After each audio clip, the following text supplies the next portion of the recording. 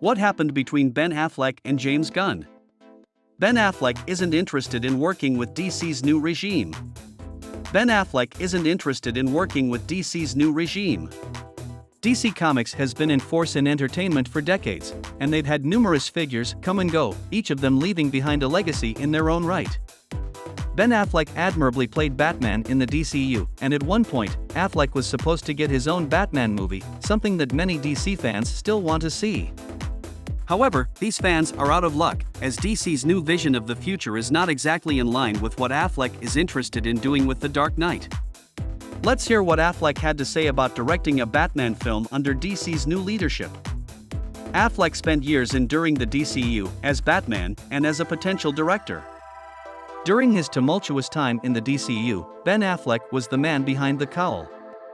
His casting alone caused a wave of both support and backlash, and ultimately, he had the chance to play the Caped Crusader in films like Justice League and Batman v Superman: Dawn of Justice. While speaking with The Hollywood Reporter, Affleck touched on his time with DC, even mentioning the Batman film that he was supposed to make. Said Affleck, "But I was going to direct a Batman, and Justice League made me go, I'm out. I never want to do any of this again. I'm not suited.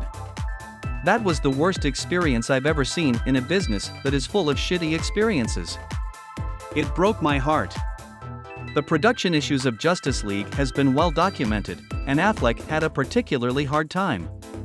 There was an idea of someone, Joss Whedon, coming in, like, "I'll rescue you and we'll do 60 days of shooting and I'll write a whole thing around what you have. I've got the secret." And it wasn't the secret. That was hard. And I started to drink too much. I was back at the hotel in London, it was either that or jump out the window. And I just thought, this isn't the life I want. My kids aren't here. I'm miserable, he continued. That was all part of the infamous DCU, which is now winding down, before Gunn's DCU takes its place. Ben Affleck isn't going to be working with James Gunn's new DCU. James Gunn's overseeing of the newly minted DCU has come with many question marks, including who will be hopping in the director's chair for the franchise's biggest project. Naturally, Ben Affleck was a name that immediately came to mind for many, given his history with DC, but Affleck offered a surprise response to potentially working with James Gunn. "I would not direct something for the James Gunn DC.